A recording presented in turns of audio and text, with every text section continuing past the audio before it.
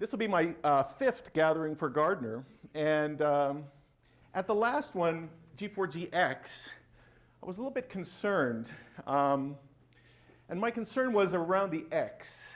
I was worried that we were going to start numbering these things using Roman numerals. And as you know, there is one major event which is numbered using Roman numerals, namely the Super Bowl. And I don't think we want to follow in their footsteps. If we look at a world where we use Roman numerals, let me show you the logo for a future Gathering for Gardner. This is Gathering for Gardner XLVIII, which will not occur for a number of years. But as you can see, the Roman numerals get very cumbersome as they get large. And this is a 6-digit Roman numeral that is actually supporting an entire city.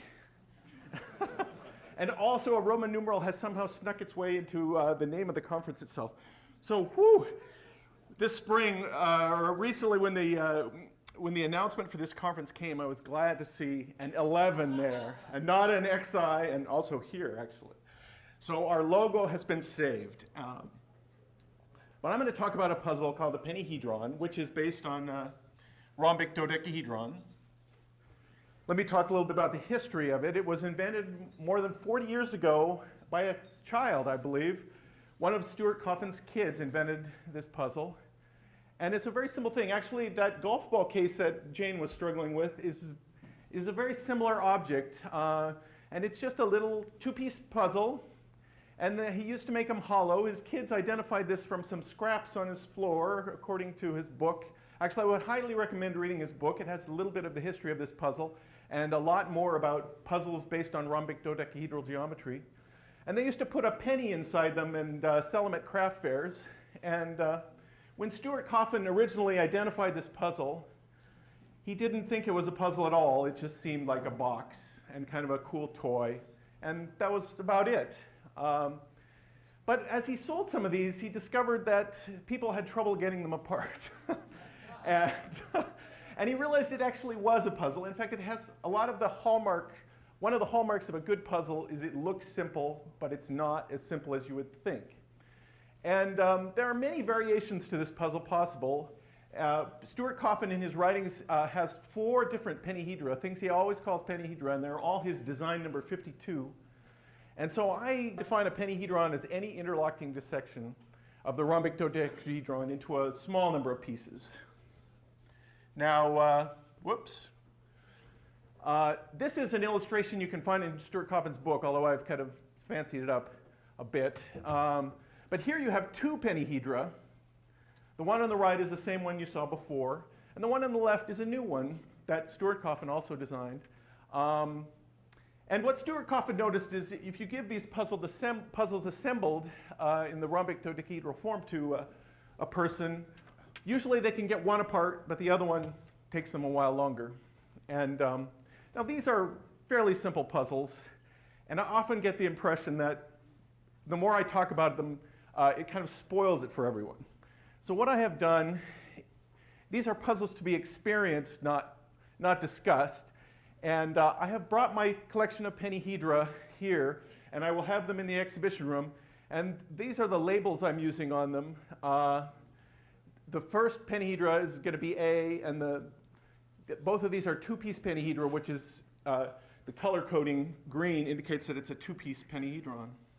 Now, so how did I come into this? As I said, there were 4 pennyhedra known by Stewart Coffin, and a friend of mine who's a woodworker, Stephen Chin, who created all the puzzles that are going to be in the exhibition room, the wooden puzzles, he found like 10 more. And I wondered, gosh, how many of these things are there? And so as a mathematician, I kind of decided, well, gosh, I'm going to find all of them. And so here is the dissection of all.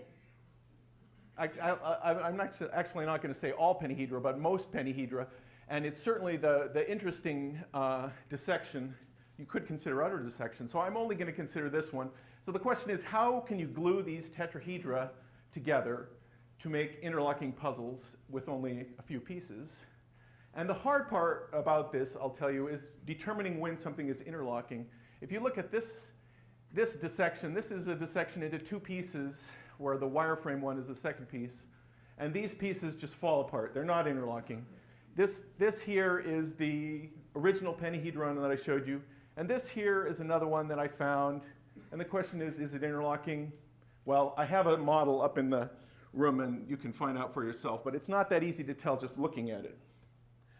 So I'm going to have over 20 different Pennyhedra puzzles. And let me just tell you a few things about them. The first thing is don't attempt to pry them apart with your fingernails. This will surely destroy them. Actually, I have one right here. As you can see, this one is, if you could switch over here maybe. This one is labeled I. You might ask, what is a legal way to take this puzzle apart? Let me just show you here. You can apply force to faces in order to pry it apart, not pry it apart, but in order to take it apart. But anyway, so this comes apart in two pieces, and it's very easy to take most Pennyhedra apart if you know exactly what to do. And the other thing is sometimes when you're pulling on these, they will suddenly come apart. So I would appreciate it if people would try and stand. Oh, okay. There we go.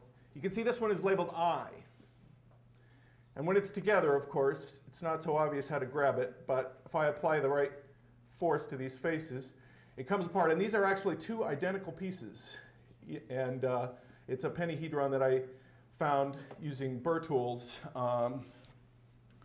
It uses two identical pieces. Now, and for more information, there's an article in this newsletter called Cubism for Fun, the most recent issue. And if you want to see that or subscribe, I would see Rick Van Grohl. Thank you. Thank you very much.